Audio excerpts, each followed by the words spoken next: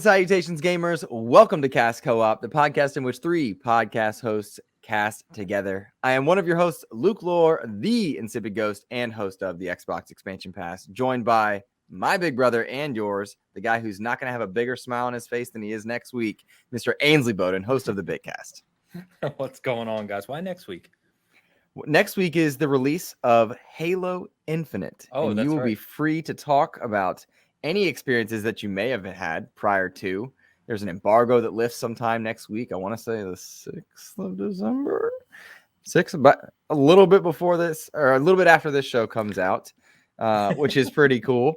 And so I can only imagine the joy that your heart will feel when you're able to talk about Halo Infinite's campaign. Yeah. So what's going on, everyone? I can't say a word, but Ainsley Bowden, host of the Bitcast. All right. It's a super tight embargo, but there's going to be a lot of discussion next week, and I am very, very excited for it. We've all been waiting years for this, so yeah, it's going to be fun. Excellent. I'm looking forward to that conversation, both on Bitcast and, of course, here on Cast Co-op when episode 18 drops for a Cast Co-op. We are also joined by Mr. Joseph Moran, a.k.a. Mr. Badbit, host of The Trophy Room, a PlayStation podcast. How are you, sir? I'm doing all right. Yeah. Nothing big or monumental has happened to me. Just move on. Nothing big or monumental. This episode airs on Friday. You're not going to share your news? No, I can't share it until December 15th. Okay. We've got good news. He's under embargo. I'm under embargo. He's under life embargo. Just know that I'm very proud and happy for my friend. And Halo, since I'm not under embargo, I've heard rumors, and I got an inside source, guys. I got an inside source. Inside source. It's not me. It's not me. Yeah, I heard Ainsley Bowden gets his credentials pulled for no reason. Listen, us being goofballs. Listen, I heard this is only DLC. That makes sense. Sense. You know, every campaign after this will be called DLC for Halo Infinite. It's gonna be they'll all be the Miles Morales of Halo Infinite. That's what they're gonna say. That's how they get you. That's how they get you. Honestly, I'm so hyped for Halo. I've heard nothing, and I just want to know how this connects to their 10-year plan, because it has to. Like, is it gonna be like this big like to be continued screen, like something happens, or is it like, tune in next week type of deal? I don't know. I'm excited for it. So I don't want Ains to comment because Ains truly has to any listeners. He's told us nothing. We've asked him not to tell us anything because we don't want to know. But Joe, I had the same question because I'm really big in Halo. For me, is more about the story than it is the multiplayer, though I love both. I'm curious how it's going to play in. I also don't know how I should go about playing Halo Infinite because, listeners, I didn't do the I didn't get an early review code. So do I want to go in and race to the finish line so that no spoilers happen, or do I want to explore this world and take my time with it as I would typically do, right? Yeah. That's going to be, for me, an interesting element to it. I also want to be truthful, Luke. I'm sorry. We're not letting names talk. Because he's got a lot to unpack. But for me, I just want to let you know the reason why you didn't get a review code is because I told Aaron not to. Oh, that's great.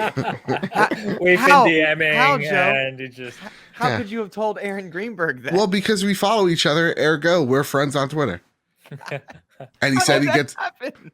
He said that I get to drive the Tesla one day. Oh my gosh. Okay, all right. Sorry, I was going to go back to Halo. I was going to say that I haven't finished it yet. So I too am very curious to see where they go with the story. Like, how are they going to end it, and what's that? Because they've already said there's more campaigns coming, right, as part of these platforms. So I'm just as curious as you guys because I haven't finished it yet and I don't know where it goes. But there is this gap between Halo 5 and Infinite, and I would highly suggest anyone listening to this, if you haven't, and if you're a big fan, you probably already have, there's a lot of ways to kind of fill that gap in YouTube videos and lore videos, and I would highly suggest doing so because this is a couple years after Halo 5 and a lot of shit's gone down. Two books you want to read, Shadow of Reach and Divine Wind. They're back-to-back for each other. They lead up to things. But why do other media or mediums when YouTube exists and it's the best? YouTube is the most efficient. No doubt about that. No, I wouldn't say the best, but most efficient. Absolutely. Well, that's not what Ian Mr. from- Beast says. He says he can out Squid Game. I don't know who that is. I saw that thing circulating on Twitter. Do I need to know who that is, or is this just... No, you're good. You don't need okay. to know. All right. Toa Freak, Toa. Toa Freak. Yes, He's a very well known Halo content creator. Did a really good 15 or 20 minute video. Ooh. Very in depth. He covers 6 books, Halo Wars 2, Halo 5. He covers it all in way more detail than any normal person would know about Halo to get you ready for Infinite. He did such a good job on that one video that I actually cut it off when he got to Divine Wind, because that's what I'm reading right now. That's how detailed he gets. So it's a great video, and it's I think more efficient than some of the IGN stuff in recent years, with the exception of the fact that this one, didn't he do the voiceover for this one or help them or consult with it, or is that Halo canon? There's an IGN version of this floating around, and it's Halo canon on Twitter, but he has his own YouTube channel as well. He calls them Canonites and such, and so it's just a very deep Halo lore. But they clearly outsourced for him, and he's a good voice for that aspect of Halo. Which is cool. He's been around forever. He was big in the Bungie forums years ago. I remember him. So he knows the shit. Yeah. It's cool to see the discussion, hype, and passion surrounding Halo once again in a way that it has not, I would argue, since Halo Reach even. Because Halo 4, that was during the Modern Warfare times. That's when Modern Warfare really came to pass and be as big as it truly was. Modern Warfare 2 and 3 were just so big by the time Halo 4 was coming around that it's really nice to see Halo in everyone's mindset, so much so that as these multiplayer conversations, the beta, but really the multiplayer has been out for 2 weeks, and people are lamenting and praising, and it's getting reviewed. They're this passionate about something 2 weeks old. There's just articles galore written on this game, and so much praise on the gameplay. It's really nice to see people caring about it in a way that they haven't for over a decade, I feel. Well, too bad that it's dead once it comes out. And by the way, how did I forget that Joey, our contributor at Season Gaming, who's a Halo Lord nut as well, we literally have featured on our site right now, Navigating the Halo Universe, where he covers everything that's been done. So every game, book, movie, and where you should kind of go if you want to learn, the core of where the story is. I legit did not know that, and that came out 15 days ago. Yep. My apologies to Joey. I'm big fan. This one out. Yeah, he doesn't pay attention to SG. You know how it goes. Yeah, he says he does, but he just doesn't. I know how it is. It's true. It's true. I want you to know. I thought he would segue instead. He's just like, I got nothing. I got nothing. Down. Yeah. We've got a busy few weeks, man. Forza came out, a lot of reviews coming out. There was Guardians. There's a lot. It's been a great month. November was an amazing month. We're recording this on November 30th, and this isn't our topic for the show, but damn if November wasn't amazing, right? The end of October and through November, we were playing some great games. Yeah, and now we're back into the lull a little bit. Well, I was which is nice. We've got I disagree. Halo, but we've got Gunk coming. Gunk, Chorus, and Halo. Chorus. Yeah. Gunk, Chorus, and Halo are in the next 3 weeks, Joe. Oof. And I'll say, well, it's certainly not on the level of Halo. I'm playing Chorus right now. And this airs on Friday, so I can say the game's really good. I would say I'm about 3-4 hours in, so maybe a third based on the projected time from the developers. It's a $40 game. I'm saying buy it at this moment. Oh, really? It's only $40. Yeah. It plays so far like the space shooter I wanted Star Wars Squadrons to be. It plays a lot like the old school Rogue Squadrons, and without having my tongue in my cheek here, I really said that this plays a lot like Halo 4's longsword level, like where you're flying in the ship at the end of Halo 4. It feels like that. So based on where I'm at right now, I've got more to play. But I'm really like this game, and nice. I'm quite pleased with it. So non-Halo fans have Chorus and the Gunk to look forward to. Yeah, that's cool. I'd be tempted, but right now I am playing the Ruined King League of Legends story because where's this at? I'm playing it on the PlayStation 5. It's the PlayStation 4 version of the game because the next gen versions aren't out yet. Huh? But yeah, no, I'm super early on, so I don't really have any thoughts. It's just because of Arcane coming out and that show being literally what Joseph wants the show to be. That's what the show is. It's like, give me a lot of action, some dialogue here and there, a compelling story, even more compelling characters, and bam, we got yourself. Oh, and snappy animation, and that's Joseph's home. So I'm good. I'm in a really good spot in my life, guys, where I'm coming off of really good entertainment after really good entertainment, and then the crescendo is Spider-Man in 2 weeks, and so I'm living my best life. You see, Luke, he gets a few positives in his life, and now he's referring to himself in the third person. You hear this? Hey, man. This week he gets a win. I'll give it to him this week. Yeah. Joseph had a great week. The entire week the Snyder Cut came out, I was a churchgoer. I was there. I was like, I believe. Going on about the damn Snyder Cut. It's so good. Ains. Can we have a show without the Snyder Cut being mentioned? I got the coolest statue that I pre-ordered a year ago. It's here. It arrived. It arrived like a day or two after my birthday. It's amazing. It's amazing. Oh gosh, a year's not bad. Yeah, I really, really love the Snyder Cut. So. Ains, our gift for Luke still hasn't come yet. I'm really pissed off about it. It's true. I haven't even gotten the shipping notification. What? Yeah, I'm very pissed off. Is this a custom controller? Like I tried to order you and then they just canceled? Please don't guess. Please don't guess. Okay. Please don't guess. All right. All right. We should get into the show though, because I got a lot to say and I got a lot on my mind. By the way, speaking of statues, how about Pure Arts just tweeting out my unboxing video? Yo, yes. That was cool. What was that about? I didn't even see it. Like, I loved the headline of it. Confused looking white guy unboxes our statue. And I was like, sponsored by Cyberpunk, featured in Cyberpunk video. Man who got free chair does unboxing. Finally, he admits it. Yeah, finally. I am thinking about not picking one of those up. A CD Projekt Red sending me one of those chairs as well. Yeah. You're thinking about it? So that tells me I might need it because this chair, the arms are wobbly. That's all the excuse I need. You can't see the bat. Maybe did I talk about it last week? I got the Batman Secret Lab chair. Okay. I didn't know when it came in. Love this chair. Honest to goodness, really love it. Once you get into it, man, there's no going back. Yeah. Okay. I heard Respawn has good chairs as well. Bomber has a Respawn chair, and he really likes it. Does he? They're North Carolina based and refuse to sponsor XEP. I've not approached them. I feel like they should come to me. But here we are. Here's the thing I'm upset about. You deserve this sponsorship. I'm entitled to the sponsorship. Yeah, that's right. Here's the thing that I'm. Aaron Greenberg follows my friend Joe. Don't you know that after he follows me too, Luke? Yeah, 2 years of a solo Xbox show, and they follow my best friends and Ains. I just like Xbox. I don't love it. That was great. Little jab. Hey, you know what really does grind my gears though?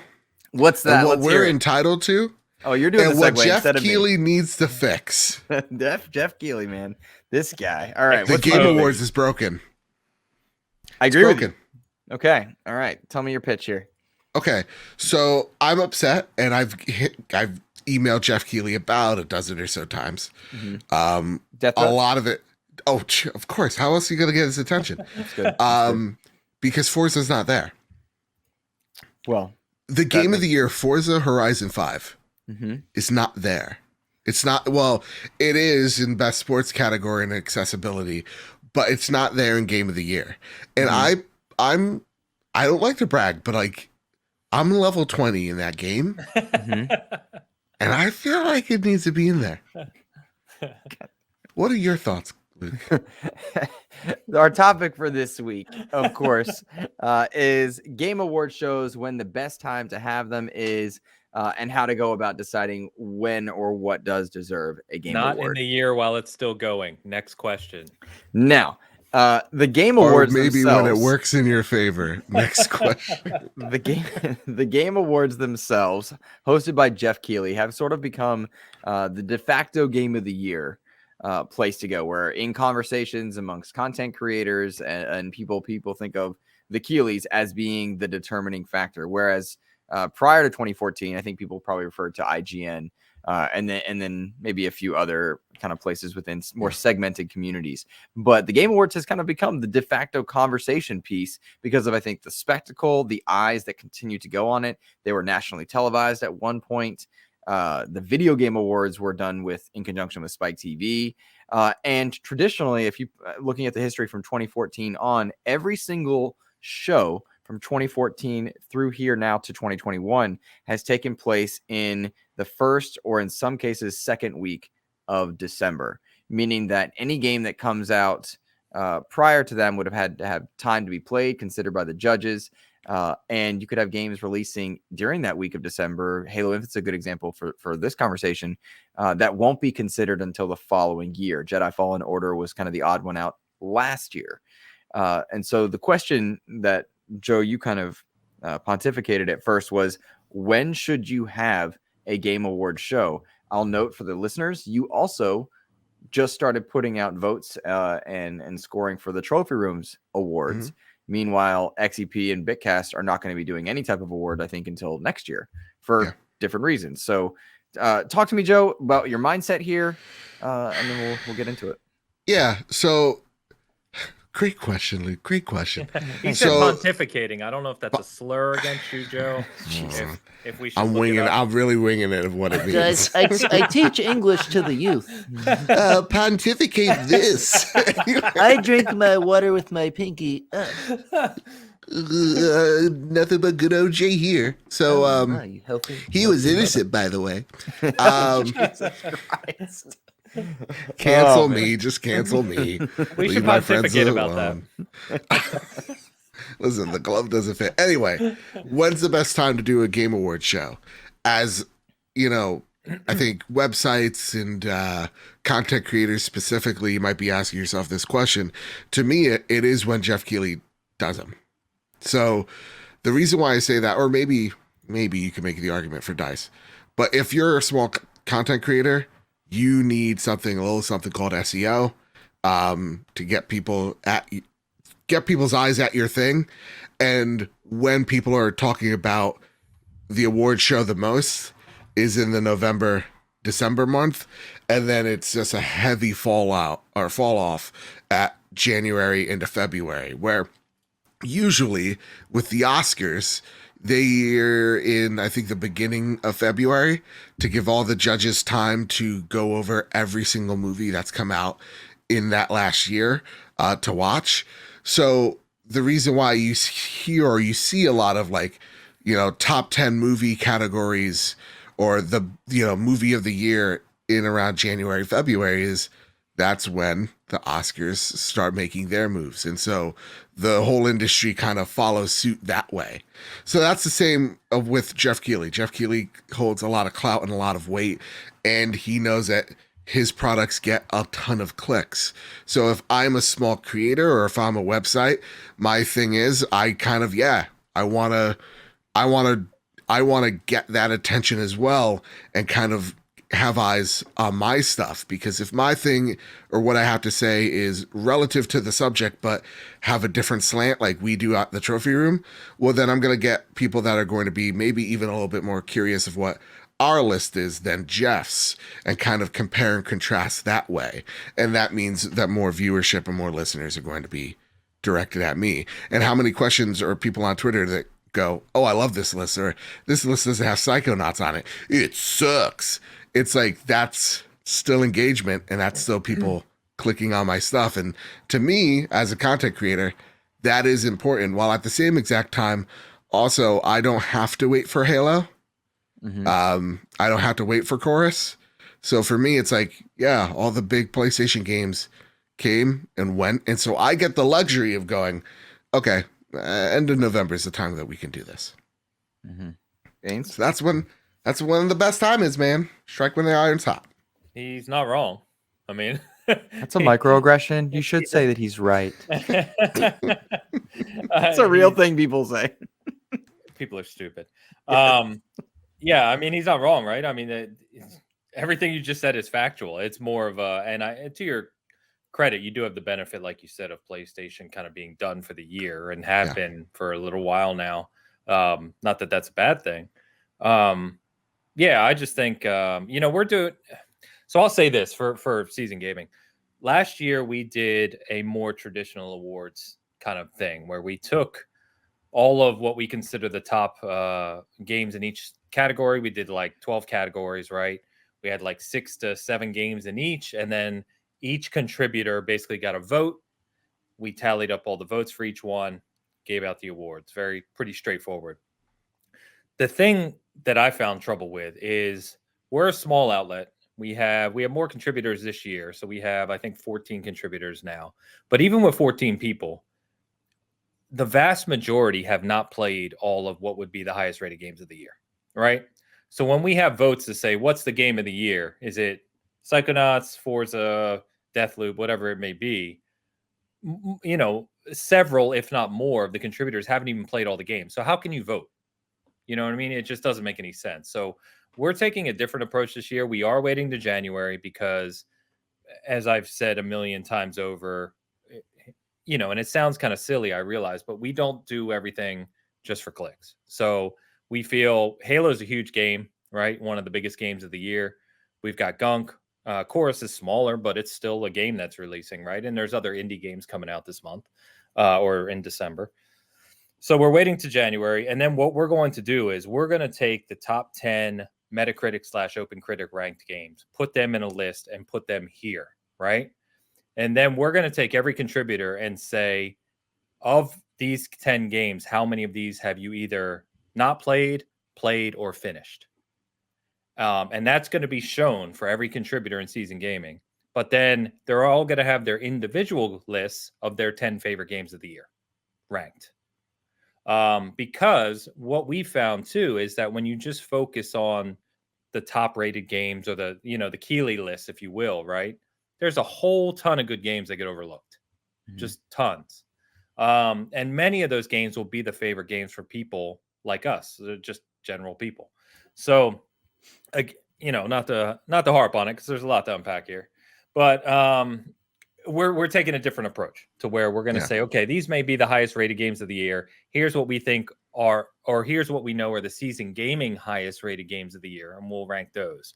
But here's all the contributors, and here's their favorite games of the year, and it's going to be vastly different lists. There's two things I want to hit on because you said two things really really interesting. One, we have not played all the games this year. Two, sweet. Yeah, only two. The rest of it was garbage. Yeah. Story of my life. Aw, that's all right, buddy. I need to win, guys. Follows you. I need to win. So, one, I think if we look at most people's lists, most of them are going to be the same AAA games that we come to expect because, we've all kind of fallen into those marketing cycles. We've all played, if you're a PlayStation guy, you've played, Returnal, Ratchet & Clank, Deathloop, Kena, Bridge of Spirits, right? You've played them. Those are probably going to be on your list somewhere. If you're an Xbox guy, you probably got Forza Gears Halo because that's all you got. But no, you got some games there. And those are probably going to be on your game of the year list as well, right?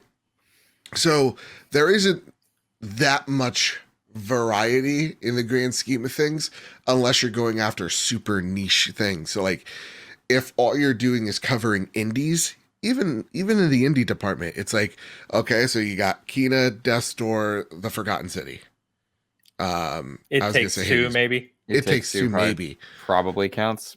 Probably. Yeah. Maybe. So no matter what your niche is or circle is, you're going to have those big games somehow end up on your list. So that's one thing to consider is that not everyone's list is for everybody. And I think the other thing that you hit on as well is with this somewhat fallout, and we'll probably get into it later on in the show, of Forza not being in the game of the year consideration. It does point out a major flaw of Jeff Keighley's show is that it is super mainstream and it's super commercialized, and it's because PlayStation, Xbox, and Nintendo heads sit on the board of that committee.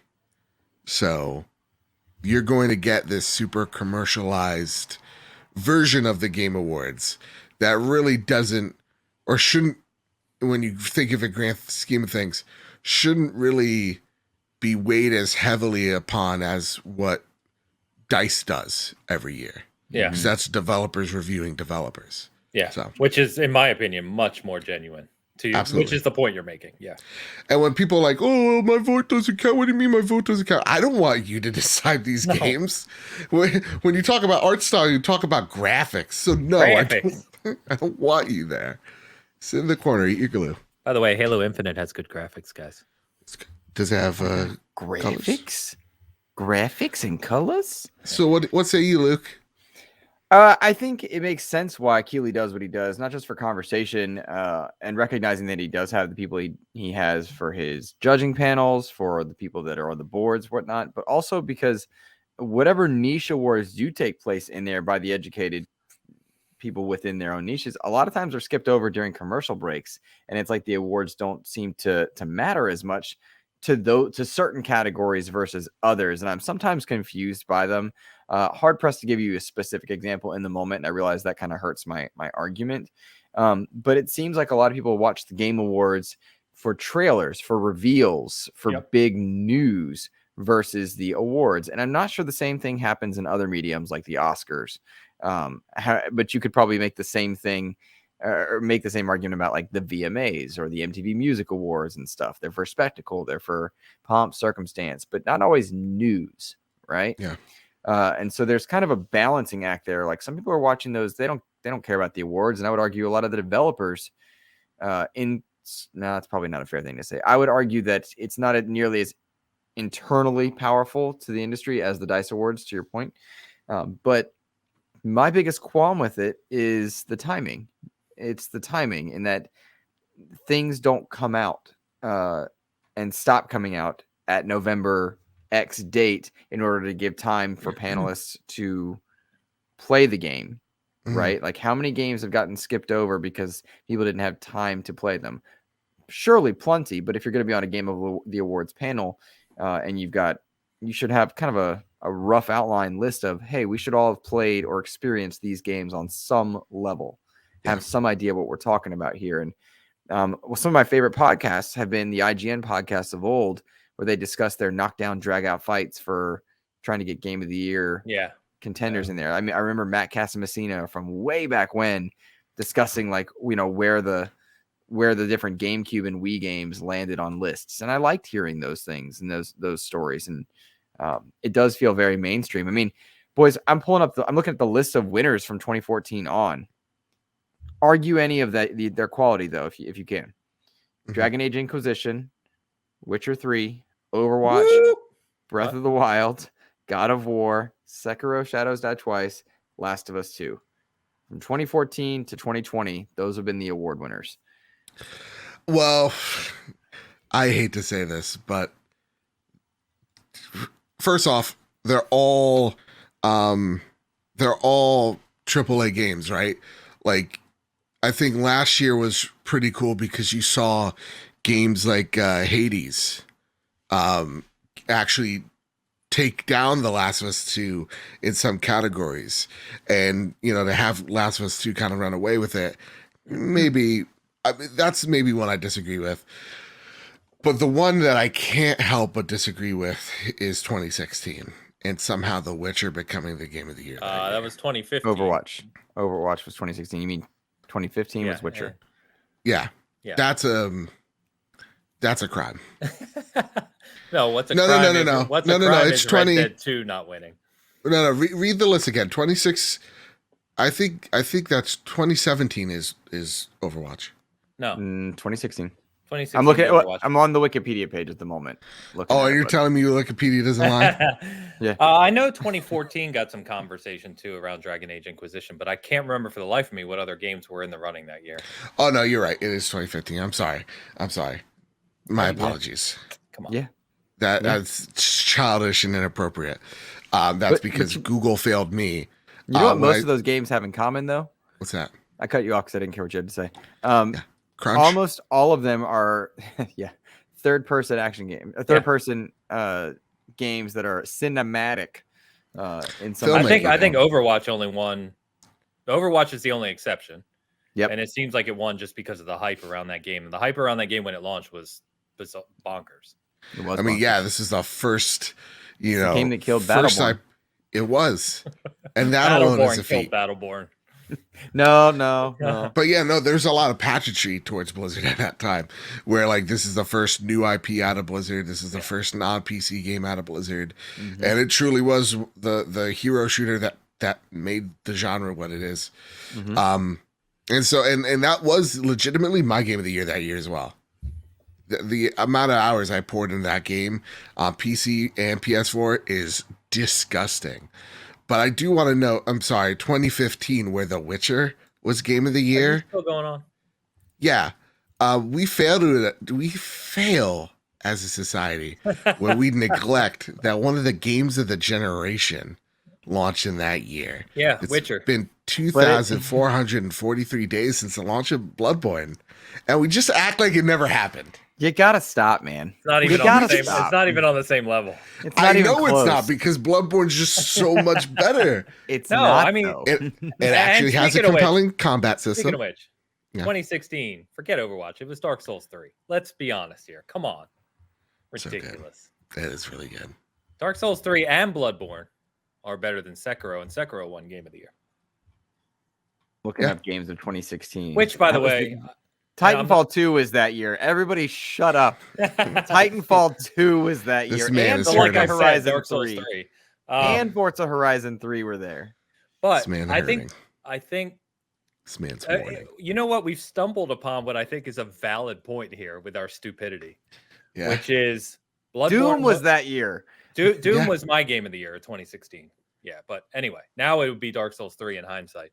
Yeah. But we're joking about Bloodborne. We're joking about Dark Souls 3. Yet Sekiro did win Game of the Year in 2019, right?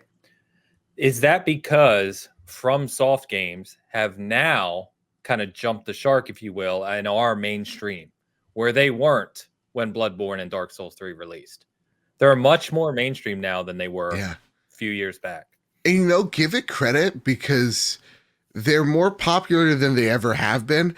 And they're also, at least I didn't get to play the beta, they're also more difficult than they ever have been. Like Sekiro, just bash your head in difficult. Yeah. And some would argue they're even more or less accessible than they ever have been.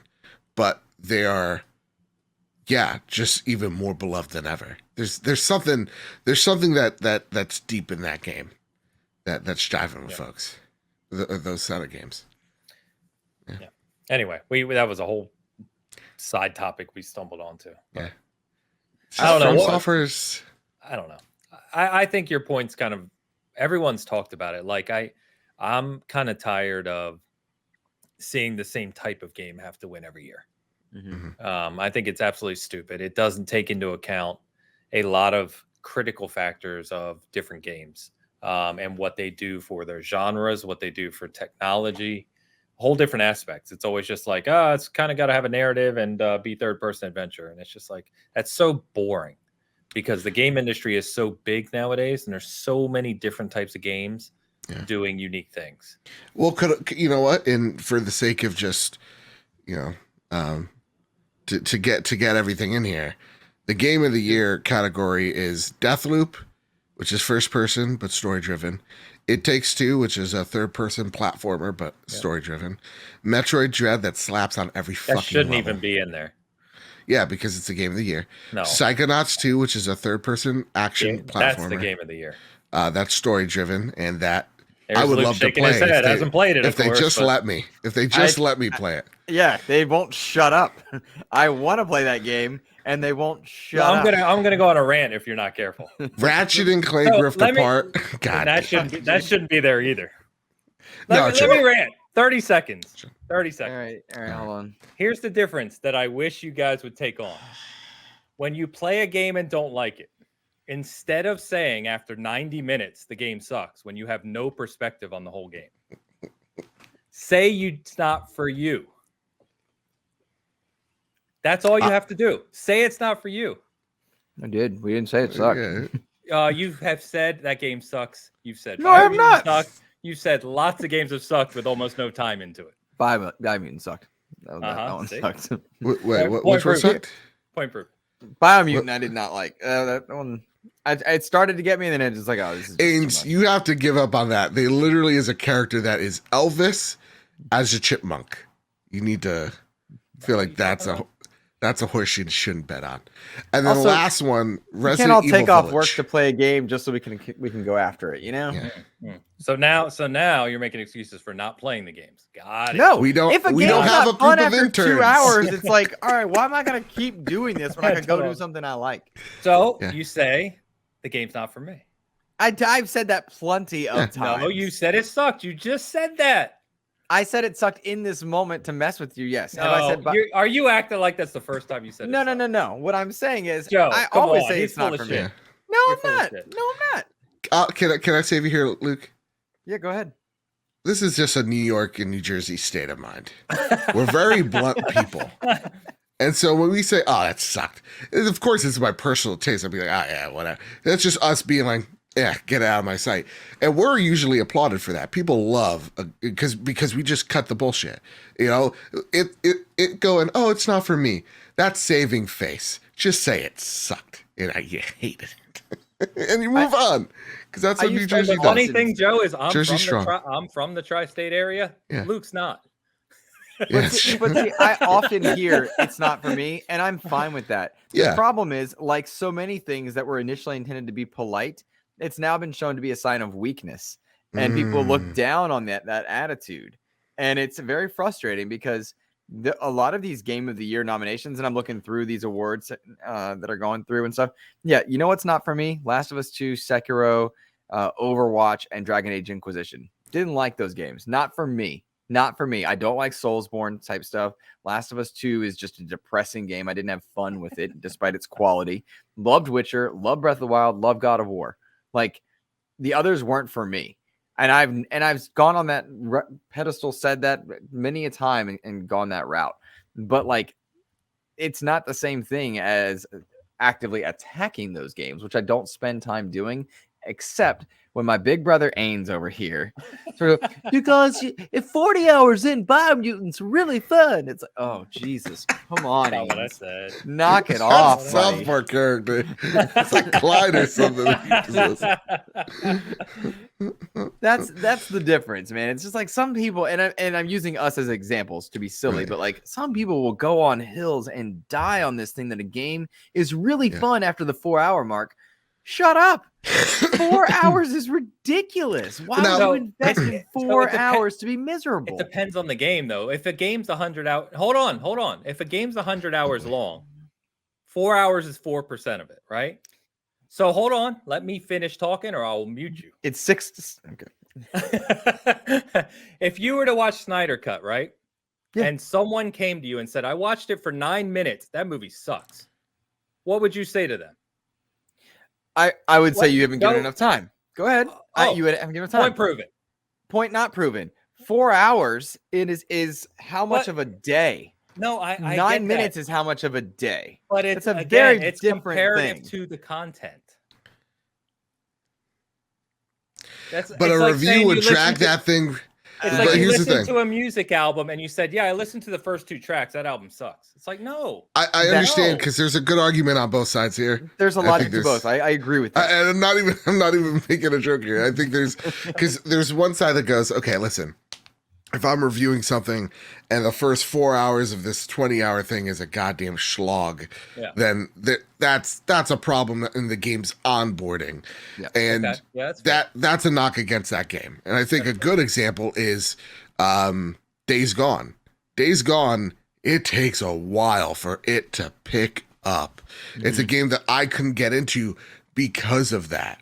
It's, I think, the weakest PlayStation exclusive of last gen, the major I one. agree with all that, by the way. Yeah, and so it takes way too long to start, but the ending is fun. At the end, you get a really good payoff. And if you're a Siphon Filter fan, you are going to play the game anyway. That is in Siphon Filter's world. Who knows? Maybe it is. Yeah, I remember that. So, But Spoilers. I had to- God yeah. damn. So Whatever. it could be. Who knows? No one was and gonna you'll play never that. understand. Yeah, you haven't played that game now. You were. But never like gonna. the ending's awesome, and so if you're a fan of them, you're like, oh my god, awesome. But like the road to get there was rough. Yeah. Mhm. And even if like a movie's payoff, like Endgame's a great example. Man, like that's a long movie, but that last 40-minute fight scene makes up for a lot of it. So you can have that. You can have the argument of like, yeah, sure, if as long as the payoff is worth it, it's there. But I also think video games are such a different medium than comparing it to a movie or comparing it to a book. So it's way more interactive. Big difference also in the amount of time that you have to invest to get a perspective on stuff, and how much time you have to give. Right, like 9 minutes. I'm not jumping on the same analogy, but like 30 minutes is very different than 4 hours in the terms of how much time people have to give. And I think that is a factor quite seriously for why many games legitimately get passed over for Game of the Year conversations. Disco Elysium's a game I hear thrown around a lot. That is quite seriously never a game I'm going to play in any way, shape, or form. But my understanding is the time investment to enjoy and appreciate that genre of game is significant. How many judges of any genre have time to give that game along with others in its genre? And then how many judges outside of it have time to give? And that's where inherently I think the flaw of Game of the Year awards, like XEP is going to have a must play list. That's basically games that I like and said, hey, check this out. Have I played them all? No. Am I on a panel of people like Seasoned Gaming? No. Do I have a community voting? No. That's a very different thing, right? I don't have time to play every single game or an interest to play every single game. Thus, my opinion is invalid in a lot of those categories. Fair. I completely agree. Yeah, and it seems like this whole award show is subjective. I completely agree, by the way, with the time to invest in games is far more substantial. I'll give you a good example for me was Death Stranding. Like just looking at the game footage, talking to Dan as he reviewed it, like I knew that game wasn't for me and I knew it would require a lot of time. And I was like, I just can't do it. It's not for me. So, I mean, I completely get that. It's not fair one-to-one like my comparison to a movie or music because they're a lot faster to go through, right?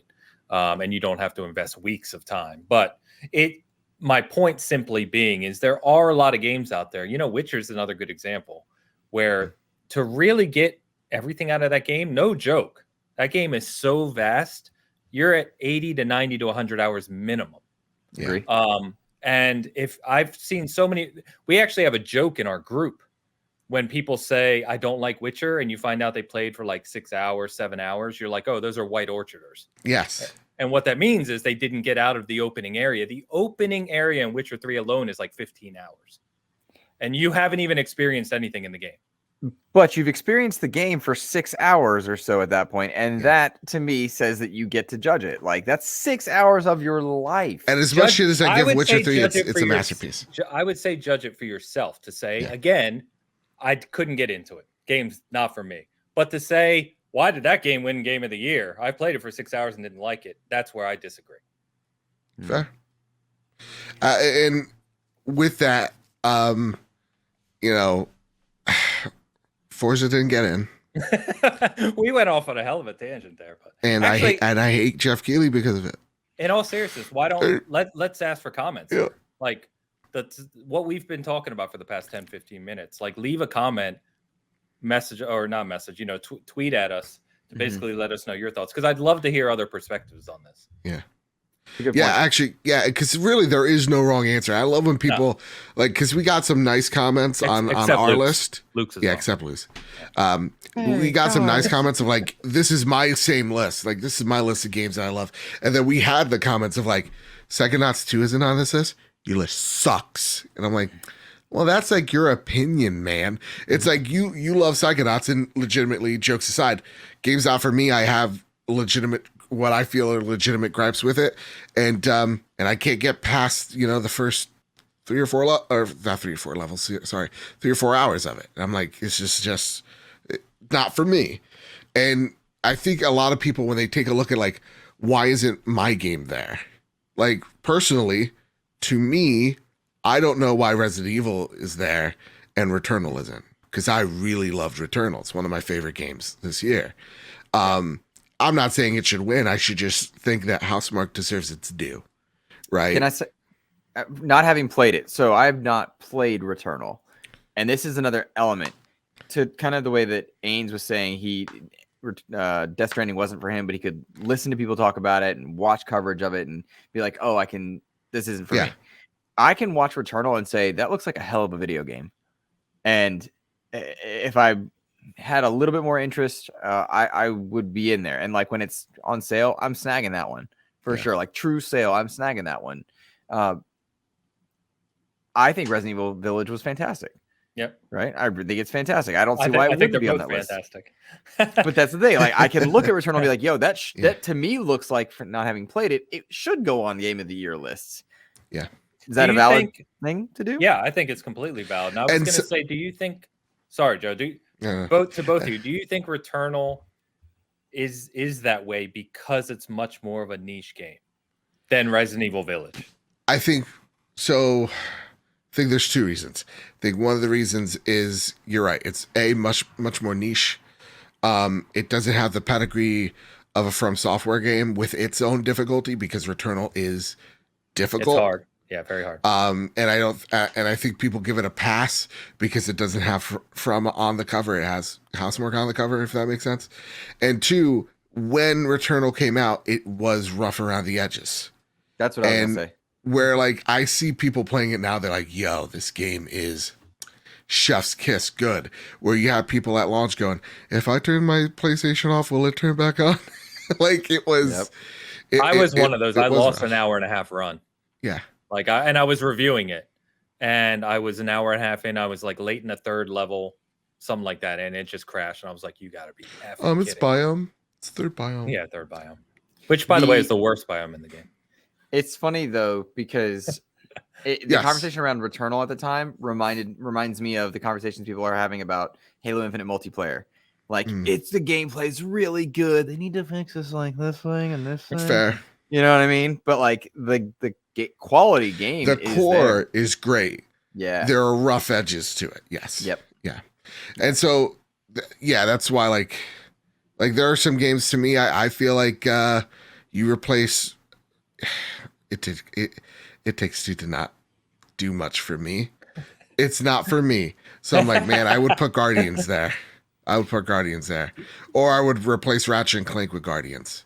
Because as much as I love Ratchet and Clank, and I think it was a great game, there's just it lacked that staying power after beating it and after completing it. Where I think people had rose-colored glasses because it was this PS5 game. It's a spectacle. Yeah. Mm-hmm. Yes, it was a spectacle game, and once it had its week and the screenshots all finished up, it was like, all right, it's just another Ratchet and Clank game, which is great. I love Ratchet and Clank games. Yeah, but it's only a Ratchet and Clank game. Yeah, and that goes back to what I say about doing something for genre. Like, did Ratchet and Clank push the platforming genre forward? No, it didn't. Astrobot did. Astrobot did in a way, yeah. I think Psychonauts 2 does because of the way it deals with creativity and mental health issues. Sure. Yes. Well said. Again, Forza Horizon, and what I put in my review is, does this push the racing game genre forward? I absolutely believe it does. Whereas, again, with these Deathloop's a unique example. Metroid Dread, you mentioned Metroid Dread, and I finished that game. I really liked it. I don't think it belongs on this list. Funny you say that, Ains, because here you're right. It probably doesn't do anything for its genre, but for me, I'm so new to the genre and this is my first Metroid game. Oh, well, that explains it. Exactly. So for me, I was just like, this is all. I hate these goddamn Emmy sons of bitches. But I was like, this is awesome every step of the way, and it gave me that challenge that I love so much. So like, and then like Samus just does all the coolest shit during these boss fights. It's epic. And then she's just like Luke from Last Jedi, just like dust the you didn't have shoulder. To clarify. We knew it wasn't that Luke. Yeah, I know. No, I'm that cool. Okay, bud. But this entire conversation goes back to why I think it's important to have kind of your personal lists, and why we're going to try this year to see how it goes. at Season Gaming, because then it also, in my opinion, if you're someone who follows an outlet or follows people like you guys, like the writers, at SG, you start to kind of know what they're into. Yeah, Yes, I was trying to look for a better word, but it helps the audience know what they can judge your choices. Exactly. Like people know against. Yeah, people know I'm a Halo fanatic, right? Or they know certain things about the games I play. Whereas like Nate, for example, who writes for our site, he almost doesn't play AAA games. He's almost 100% indie. He wrote an incredible article about Isaac, and like he plays all these other type of card games and stuff. And it's like, I have no insight into those whatsoever. So it's just, I think it's good to kind of give the audience that comparison. Yeah, absolutely. I was thinking about Ains and Halo, and I wanted to go back to that later at some point. But learning your reviewers is something that I think a lot of people don't take the time or have the time to do. Fair. But it is a valuable thing. Yeah, big time. And it goes back to, I swear we talked about this before, but how you had that blockbuster section. This is Jerry's picks. These are John's picks. These are Sherry's picks. Like, those are helpful. In truth, those are actually very helpful. But I don't think people have the time. We were talking about review scores. That's how that came up. Yeah. But like, I think back to some incredible gaming experiences I had this year. Not all of them are from this year. And that's something that people like. This was your first Metroid game, Joe. Dude, go play Super Metroid. That is the game, bro. That's the one. Play Super Metroid and then realize that game was made 25 years ago. And you'll understand how it blew us away so much at the time. It's honestly the God of War of its time, I feel. Like it just did something. It is the Red Dead 2 of its time. It's not. Red Dead 2 sucks. So it's boring? I've never played Red Dead 2. Like, God damn it, Luke, stop it. Wait, before I forget. Oh, shit. Yeah. Guardians. Go for it. Because you guys both love Guardians. Yep. Everyone I've talked to seems to gave it a 7. Give it a 7. It's okay. That's good. That's still a good score. It is.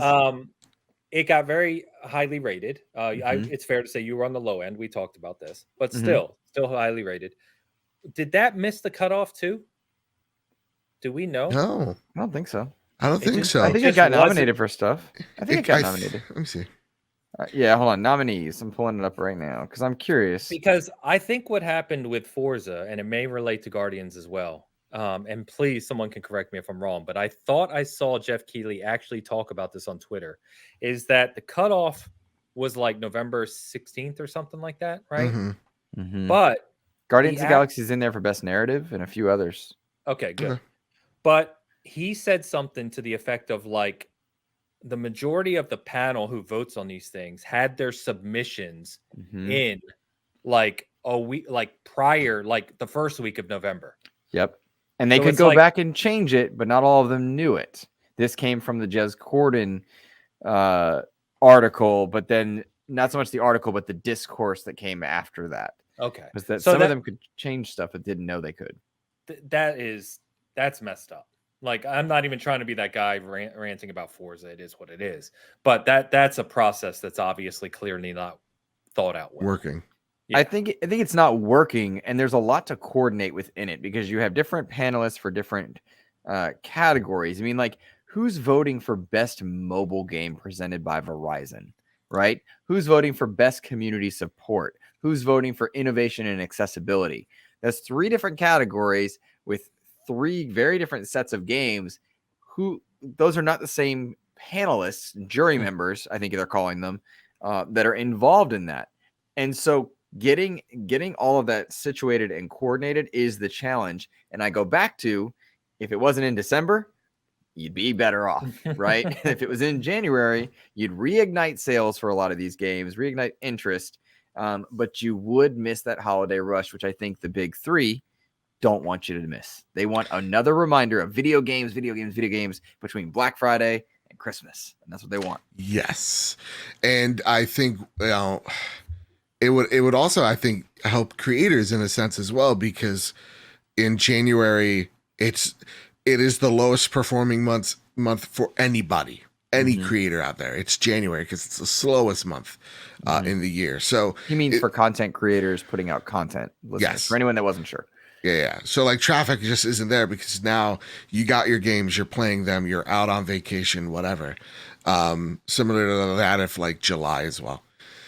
So yeah, I'm with you there. But again, the people that sit on those boards are some of the major players in this industry, and they want you to buy that thing because you got weeks from Christmas at that point. So did we just spend an hour to determine that this entire award show is designed the way it is due to money? Just like everything else in the world. Ains. Just like that chair you're sitting in, Ains. That's right. Yeah. I mean, when this thing arrived, the Cyberpunk review score went up by 2.5 points. You know what I mean? I believe it. Yeah, it's just wow. Yeah. It all makes sense, but I do think it hurts the integrity of some of the 100%. Categories. Yes. And that makes me a little bit bummed. I hate finding out that a game or a development team or whatnot won an award during a commercial break. That hurts a little bit. It's such an insult. It is such an insult. By the same token, oftentimes I've never heard of those people or those games. And so I have to keep that in mind for perspective because it's being publicized. What a spotlight that would be. And that goes into may I have a bad bit rant for a sec here? Because there's a lot to unpack. That's right. So much to unpack. If this is an award show and we're celebrating games and we're celebrating the devs, should we not also celebrate the people? Yeah. So, you know, I wrote at Jeff on Twitter and I was just like, hey, good friend Bobby, the Nintendo guru, passed away from COVID. In fact, a lot of content creators pass away from COVID or just passed away. How awesome is it, or a reminder of where we come, where we've gone, and appreciate the art form when you look at the Oscars and you have that, you know, moratorium of folks and you get a snippet of their work and you kind of have that deeper appreciation. That would be great to have in this award show. Something a little somber, but something to remind you, that, you know, games have brought people together. And not just for my friend Bobby, but again, and not just for other creators. You see it at the end of even video games, in memory of one of the most beautiful things. It was one of the early Easter eggs of World of Warcraft was one of the devs passed away during development. And when you're a ghost or a wisp in World of Warcraft, you go up on this mountain and there's literally a shrine to the fallen soldier. That's awesome. They took the time out of their development to honor their comrade. Why can't we do that on a grand scale? Why can't we honor our fallen as well? Why does it have to be just one big commercial? And that's what gets me a little bummed out. I think I can answer that. I think I can. Sure, you piece of shit. Do it. And it has to do with a couple factors. In large part, though, the reason you get in memoriams for things like the Oscars is they're centralized, whereas gaming is very decentralized. They've got the Screen Actors Guild that can help kind of spearhead some of those conversations. Gaming, for its part, is very segmented, is rife with a lot of different communities that are often contentious and hostile towards one another. And I mean, for God's sakes, we're only now getting around to recognizing minority voices in gaming. And so I think the decentralization of different communities makes it hard. Bobby's a good example of just a wonderful, warm-hearted content creator, but existed on a small scale, even in the Nintendo community at large, right? Yeah. How would you turn the heads of the people on the boards at something like the Game Awards when you don't have a champion for that one person, right? That knows these people, and not having like a Screen Actors Guild or something akin to it to help with that. But I would also note that in the first Game Awards in 2014, 1.9 million viewers. In 2018, 26.2 million viewers. In 2019, 45.2 million. In 2020, virtual event, mind you, 83 million viewers. And as the medium grows, it grows in audience. It is going to rubber band at some point in terms of its structure and its centralization. I think people will start to mature on these levels as we, Joe, grow into leadership roles in the community. Not you and I, but our generation, right? Jeff Keighley is of Saying I'm old. Ames's. I'm saying you're old. But I'm saying Holy without shit, you dude. guys doing it how you, without you guys teaching us Oh, how so it's this done. is my fault now. That's It where we're is. going That's with you. this. It's your generation has failed it. No, I mean your generation has built genuine, real content creation in a virtual age. There was G4 of old, and that went away, and then there was this rebirth of virtual events, the early IGNs. I'm thinking about like 2007s and such. Video Game Awards with Spike, and then Keighley's Game Awards came around, and people started getting digital distribution. And as everything, and I promise I'm coming back to the memoriam aspect of it, as this medium has matured, and the people who are content creators grow into leadership and management style roles in these bigger companies, so too will the maturity of, hey, we need to recognize and honor these things. A good example was the new class. When they introduced the new class and they started trying to recognize young creators, that is an evolution and maturity element. The trending gamer was an evolution and maturity element. They had to recognize what Greg Miller had done at the time, right? And we're fortunate that Greg Miller went out there and talked about Nicole Tan and talked about the game developers, right? He could have said anything, but then they were honoring, I could swear Boogie 2988 was one at one point. And they had a few other trending gamers that were poorly, right? And so, like, we're fortunate it was Greg Miller in that one, but then it evolved to become the new class, and like or dislike the people that win, the honors are maturing. There are Steven Spawn one. Correct. Yep. That's a good example. And as they begin to honor the right people, learn some lessons in some rough spots here and there, I think this memoriam aspect is just one level amongst many that has yet to mature, but will get there. Did any of that make sense? I went on a Luke rant for that one. That was a lot to unpack. There was a lot to unpack, and I'll say this: when it comes to like the future class, I've campaigned hard, and if the results do not bode in my favor, which they probably don't, demand a recount. Then it's obviously rigged. It's rigged. No, as much as I would love the opportunity, don't get me wrong, and maybe this comes out of a jaded person, mindset. I also do see that as a commercial. That's a grassroots. You bring small audiences, your small eyes, the micro creators to shine a light on this big thing that we're doing to get more traction. I don't know how, in all honesty, how genuine that really is, and how many of those people actually are the future class of video games. I question that often myself, but then I feel like maybe it's because as I mature, I'm getting more particular in the voices that I want to hear. Sure. Present things. That'll happen. But like that's to me. I'm like, if I'm a marketer and if I ever get into those big social media roles, that's what I would do. Be like, if micro influencers are the future of what this industry is, why not use them to elevate my product and promote my product for literally free? And hope one of them hits it big and then references that. It's a footnote everywhere. They don't even need to hit it big. You just have that in their bio on Twitter is good enough. Just them to get their 17 friends to get their 17 friends to look at your thing. And that adding up over time. It makes me think of the Forbes 30 under 30 type thing. Didn't Tim Geddes get on that? Sure. I believe so. You know, like, what did that mean? Not knocking Nothing. Tim Geddes, but like, what did that mean? Was that a big deal? I'm asking out of him. I don't know. Well, certainly to him, like, absolutely. But I mean, in the medium, in the element of video games. I do want to point out that two of us are up for the future class. And when we make reference to Ains being part of the future class of Tombstones, because that guy's old as shit. I don't think anybody voted for me for future class, and I don't know how at 36 I could be in the future class. I don't know. But I would really love to be followed by one or two people on Twitter. I'm just saying.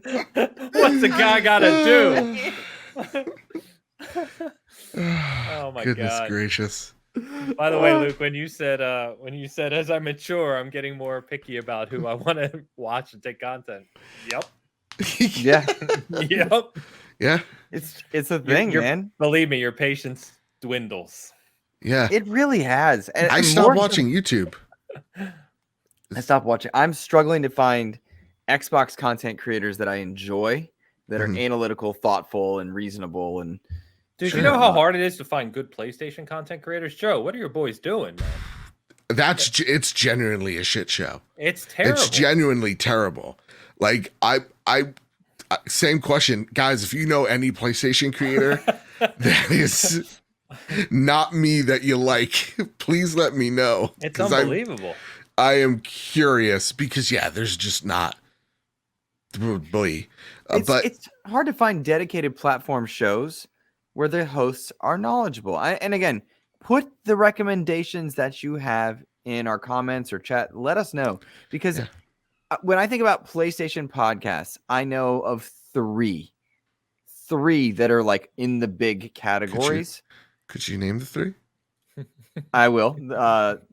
Beyond, The Trophy Room, and P.S. I Love You. Those are the three that I think of as being, and I know which ones I would and wouldn't listen to.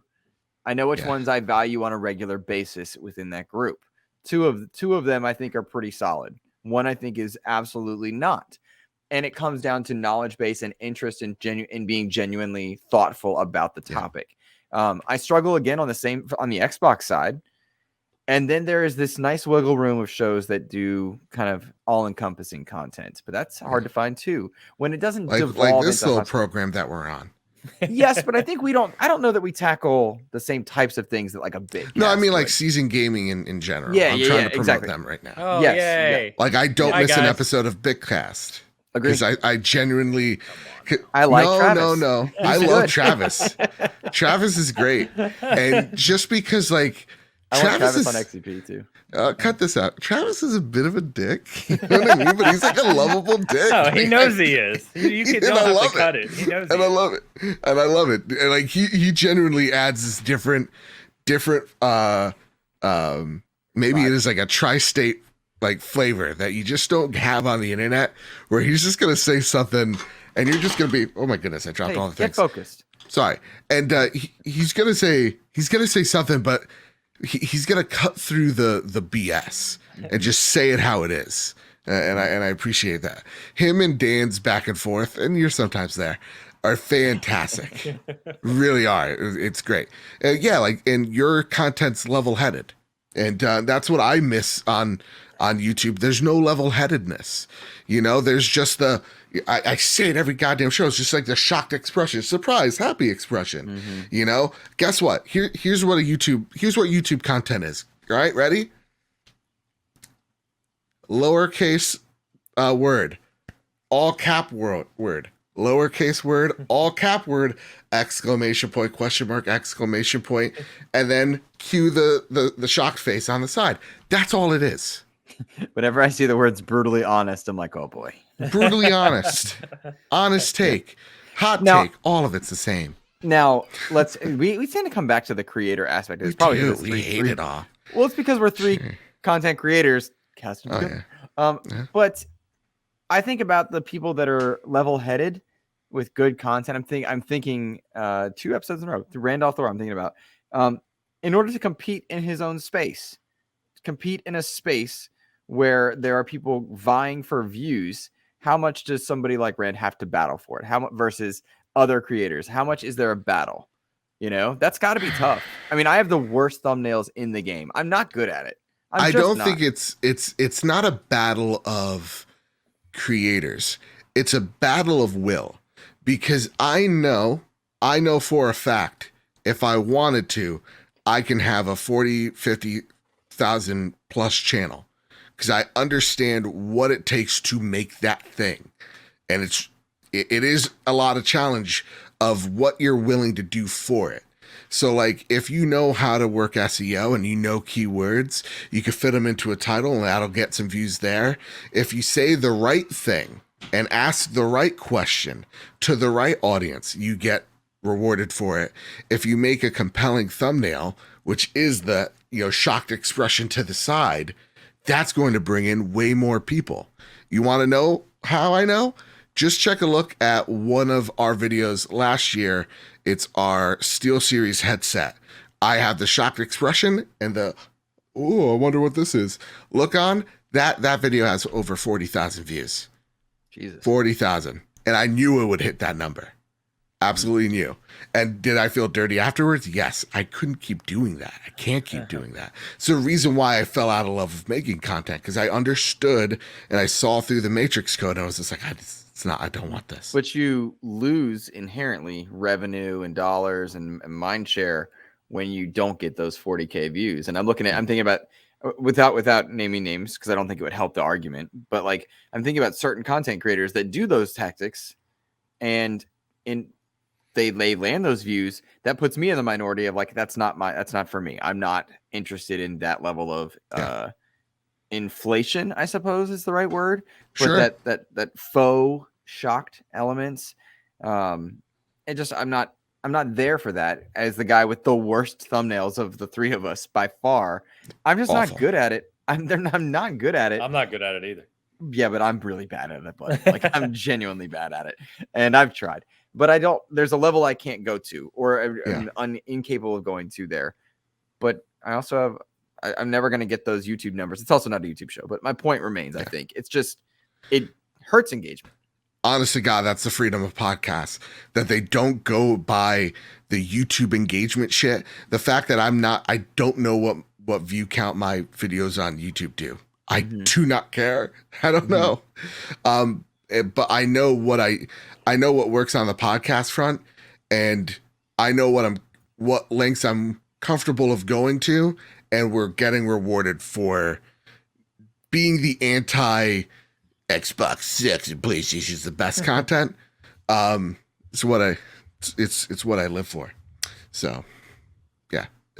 That being said, to get back to the Jeff Keighley ruined my childhood when he did the wrong thing, and he needs to make it right by putting Forza in the Game of the Year. It's weird that Forza's not in there. It is weird. It is genuinely weird, because it is odd. like I understand that it's a fantastic game. It's not for me, Ains, but I understand it. I mean, don't play Forza? Blatantly. No, I enjoyed a lot of it, but then Halo came out, and then I just never needed to pick it up again. Blatantly, it's the highest rated game of the year. And to some level, it feels weird to not have the highest rated game of the year in a game of the year category. True. If you break it down to literally the bare minimum, that just feels odd. If we look going back, you don't have to do this now, Luke, but if we look since 2014, has the highest rated game of the year always been up for game of the year? I'd be curious to see that. I doubt it. It's because, well, here's the thing. I got the inside source. I have an inside source, and I know it. Jeff Keighley is paid off by PlayStation. Oh, yeah, I knew it. He likes it more, yeah. Yeah, he did a commercial for him once. Like PlayStation more, and you know what that matters? Not at all, because he's not the one deciding who wins the categories. Sure thing. He does love him some. He loves those Kojimas. He cannot get enough Hideo Kojima. Okay. Yeah, and you're saying that Jeff doesn't melt steel beams? Is that what you're saying? Just saying, it doesn't melt steel beams. Are you telling me? All right. Breath of the Wild in 2017 won Game of the Year. It had a 97, which is Metacritic. Way too high for that game. But Uncharted, A Thief's End, 93. Metal Gear Phantom Pain, 95. Oh no, sorry, that's a different year. Sorry, my bad. Uncharted was 2016. Metal Gear Phantom Pain was 2015. And Super Mario Smash Brothers for Wii U was 2014. Those are the highest ones accordingly. So only Breath of the Wild matched the Keighleys. No, I'm not. Were they nominated? Not one. Nominated for Game of the Year. Oh, I don't know. That's too much. Yeah, all of them, I think, were. No, but that's what I'm saying. I'm not talking about Forza winning. I'm saying the fact it wasn't even nominated as the highest rated Game of the Year seems weird to me. Yeah. Question, though. Out of all these games, which one do you want to win? You already know my answer. For Psychonauts? For Game of the Year for this year? For the Video Game Awards Game of the Year, right? Yeah. Psychonauts 2, my pick. I just think not only is it I think it's the highest rated game out of the nominated ones, but or it's tied.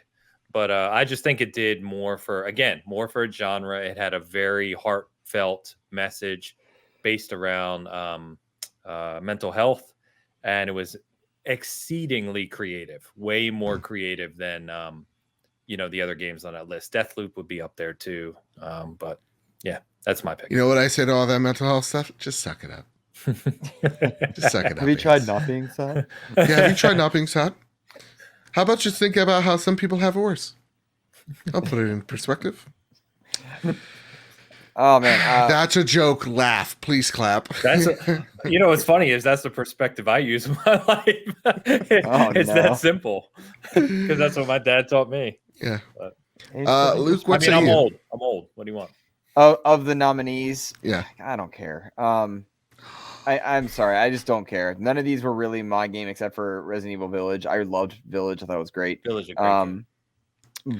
But like I haven't played any of the other ones except for Psychonauts 2, and that genuinely wasn't for me. They talked so much I couldn't get into it. But I loved the gameplay. Like I was like, oh, this is really fun. And I might go back to it. I really might go back to it. That's what annoys me is because like you said you love the gameplay. This is so fun. You didn't experience like all the best parts of it. That's all the more telling of it kept stopping me from playing the game. I know. You know? Same problem I had with Guardians. If you would just put 40 hours into it. There you go. Question for the Xbox fanboys. They fail to mention that there are 2 Xbox Studios games here. Deathloop and Psychonauts. They're far and away the most nominated publisher. Yes. Yeah. What Xbox do you mean by that? Has 20 nominations. That is huge. Yeah. I don't know that it carries as much weight as it will next year if they can do the same thing, because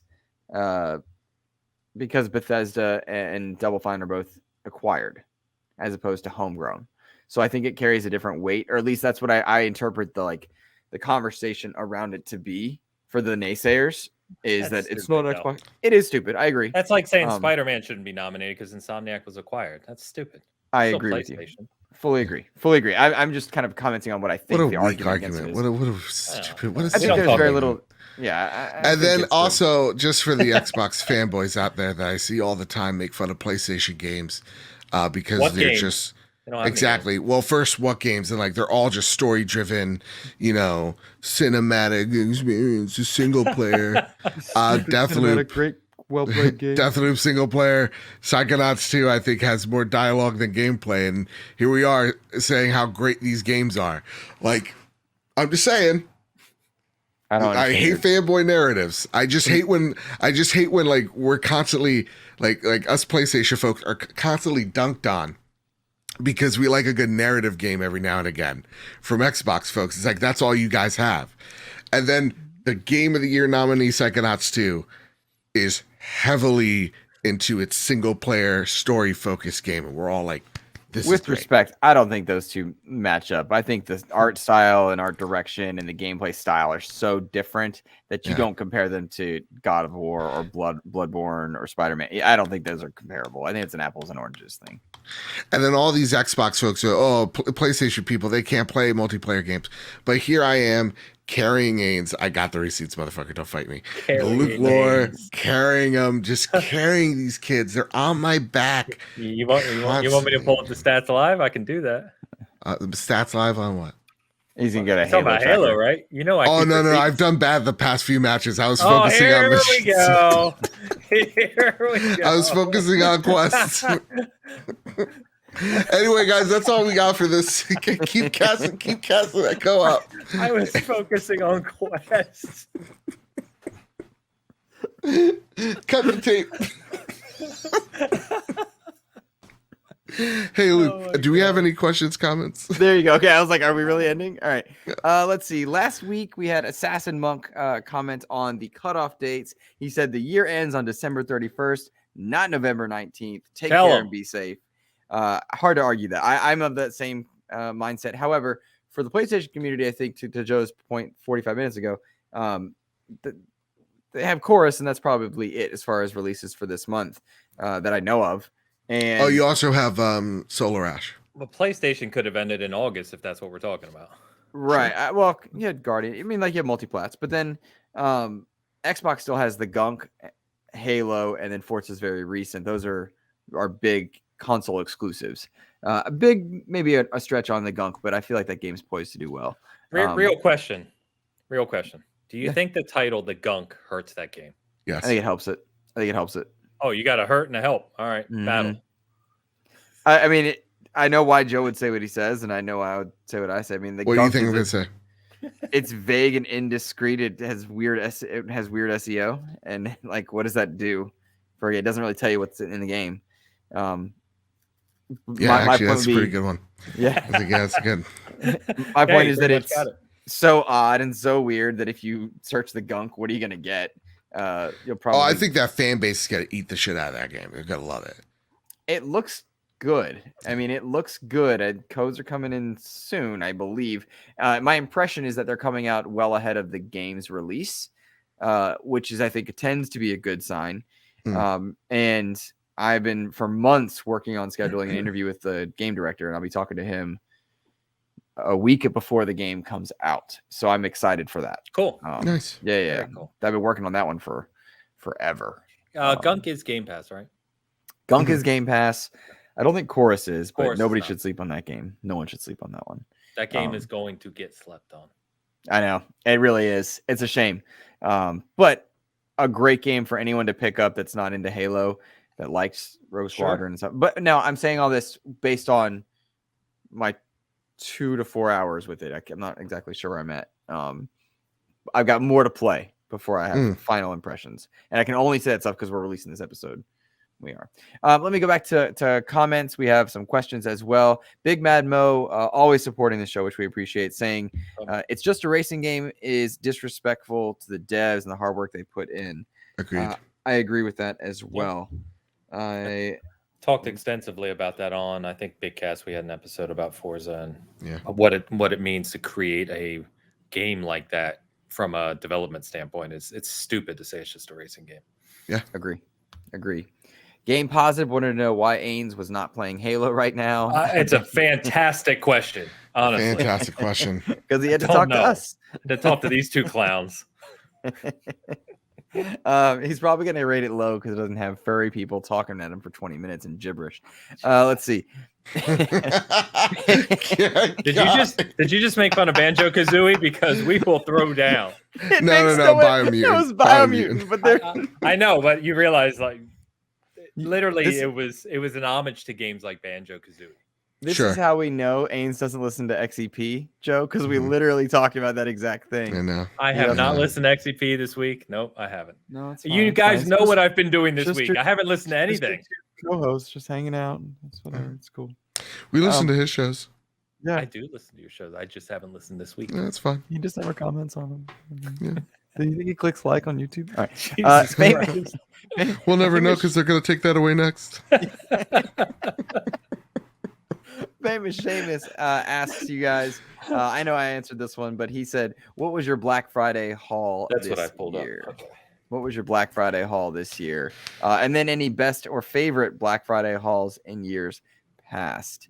Well, you guys think on it. I'll say years past, hard to say, but I know I got the white PlayStation Vita one year and traded. Like how he said white. Of course he did, right, Joe? Jesus. Yeah. It was beautiful. I don't care what anyone says. I think it was so good. He thought it just looked better than the black one, is what he told me. Mm-hmm. It's true. Also true. He said something about being more pure. It's very strange.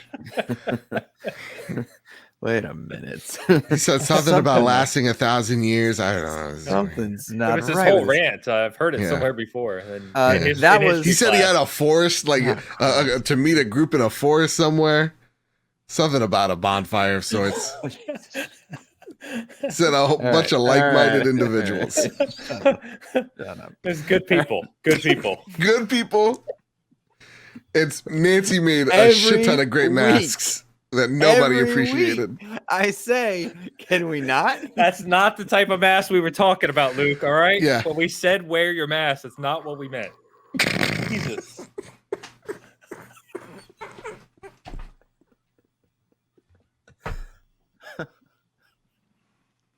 Damn it. Anyway. AZ voted for future class. Future class. Yeah, right. Can I be expired class? Oh my God. I'm never going to get to answer. I'll join you. More famous Seamus over here. Just trying to find out what you liked or got for Black Friday. Black Friday. Anyway. Black Friday. That Friday. Can't just be a Friday. That's right. Black Friday. Why do they call it Black Friday? Let me ask. Because you get your It's when ledgers in the companies black. would go into the black for the year. Make money. Make Oh, money. really? When they would make money, they would cross When the barrier. it's the day in which they would turn into the black for the rest of the year. Yeah. Okay, Idiot. cool. Clown, come on. All right, old. Yeah, back in retail. Back when it was a catalog and we loved it. I worked at a catalog store when I was 15. True story. Sure. Was that like post or like pre-reconstruction? You mean post or pre-industrial revolution? I'm so sorry. You're right. I can answer the Black Friday one. Nothing. I don't really pay really? big attention to Black It must Friday. be nice to have money year round, Ains. No,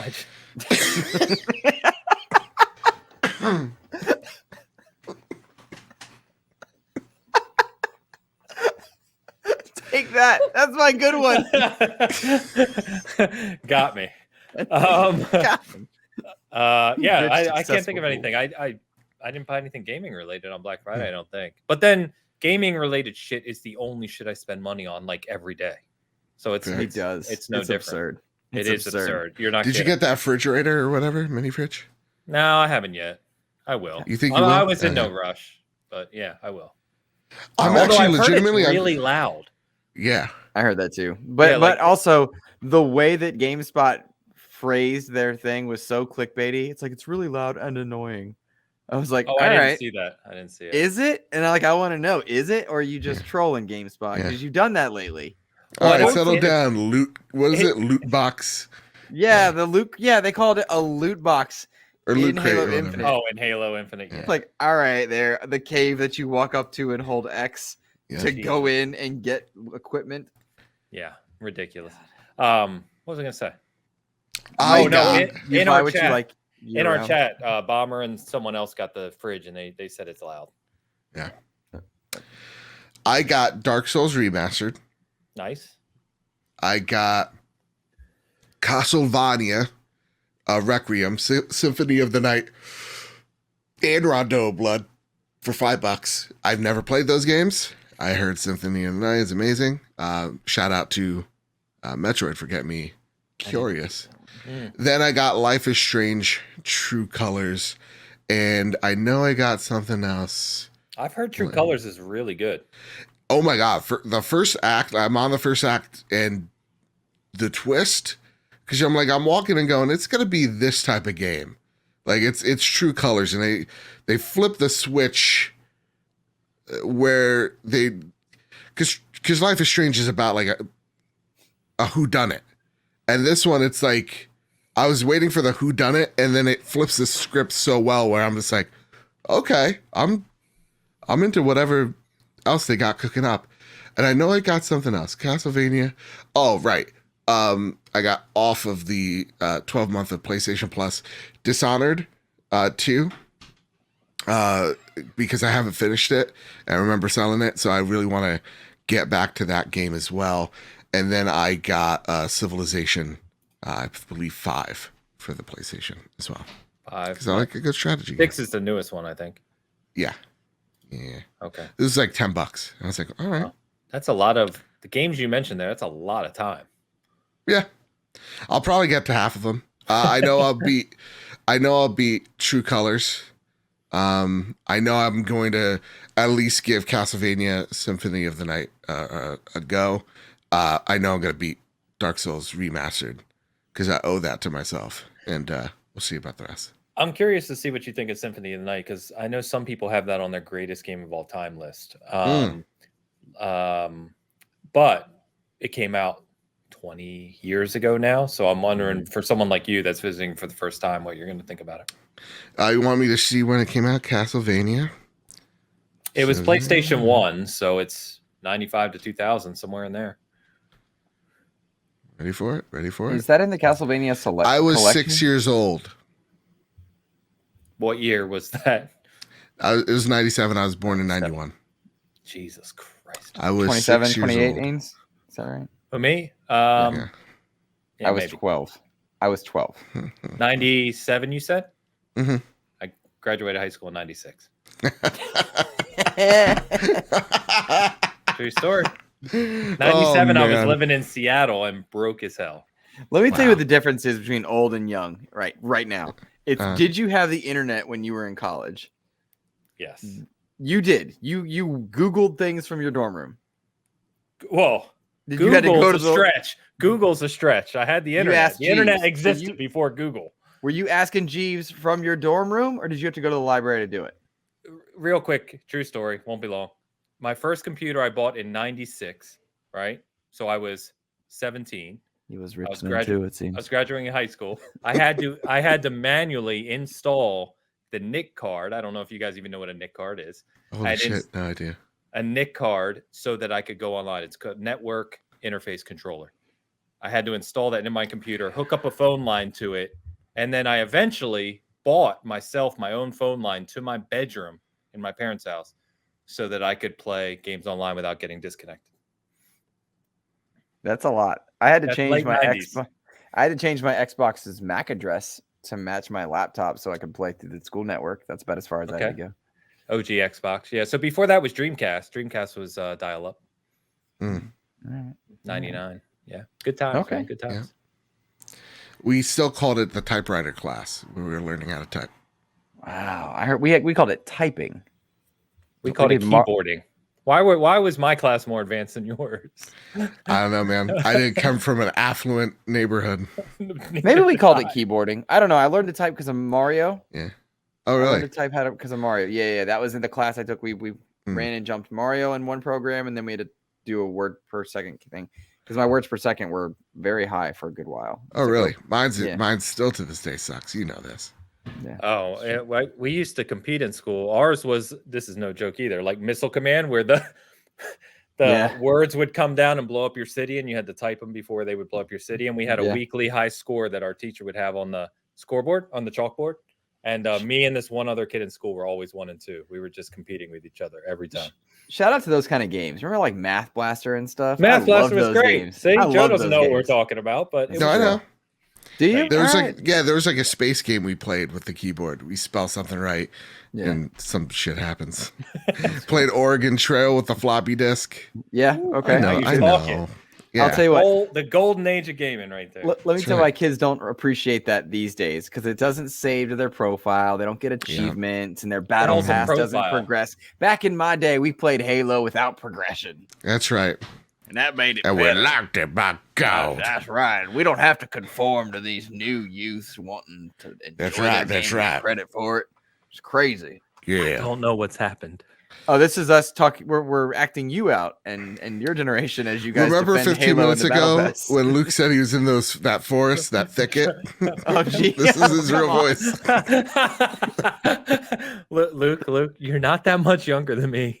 Shut up. I was trying to point out these old Halo apologists, because that's what I was going to bring up like forever ago, was Halo apologists trying to say like, well, we don't need we don't need progression for Halo to be. Hey, you do because your competition has it. Even as someone who doesn't necessarily play it for that, it's a pretty dumb argument. It just is. Yeah. I mean, the expectation in 2021, 2022 is that your game has meaningful progression and unlocks. I mean, it should have that, period. Yep. Even if someone like me, I play for the competitiveness, I play for the rank mostly, but it's a no-brainer. The game should be better in those aspects. Yeah, absolutely. And it's frustrating because the core is so good. Yeah. Mm-hmm. It's honestly the best gunplay of any game I've ever played. All right. Well, I don't know if I got that. Name a better gunplay game. I'm not ready to go there yet. I'm not ready for that. I need a single player. Yeah. Can't say that. No, literally take multiplayer and how it feels, the guns and movement, and just put that in open world. I'm thinking also. I need to process this question. I just need to process it. No, you know what? In 2 weeks, let's talk. Yeah, because I'm being serious. Like, let's talk. I want to. They're already doing great fixes. I have a hot take. The thing that's coming off my chest. Battlefield 3. I fucking love the way those guns shoot. I love it. There's like this beautiful art in the way I was all set to be like, let's do it. Let's hear it. But no, I've honestly thought about this a lot, and I couldn't come up with anything. And honestly, to your point, Joe, I'd say Battlefield 4 was better than 3. In some aspects, sure. Again, like, and I'm not talking about the fluidity of it. No. Yeah. I'm just like, the guns felt really great. They did. right, Whatever boys, let's happened get to outta here. Battlefield? Let's get out of here, boys. Yeah, but have you played Battlefield 2042? Because No, my PlayStation will not let me install it. your PlayStation is smart. That's not what worth some people doing are saying. a thing with right now. Yeah. I don't know. That hurts. Those Anyway. poor share. Yeah. Those poor developers, honest to I'm God. looking forward to talking about Halo with you boys very soon. Anything else? Nope, we're good for this week. Keep Need some water. Don't bring out your real voice again. Keep casting that co-op. Not you. Barack. Luke, not you. Oh yeah, Luke. His country voice, the woods That's voice. right. Keep Are we casting done? that co-op, kids. Hate you, all of you.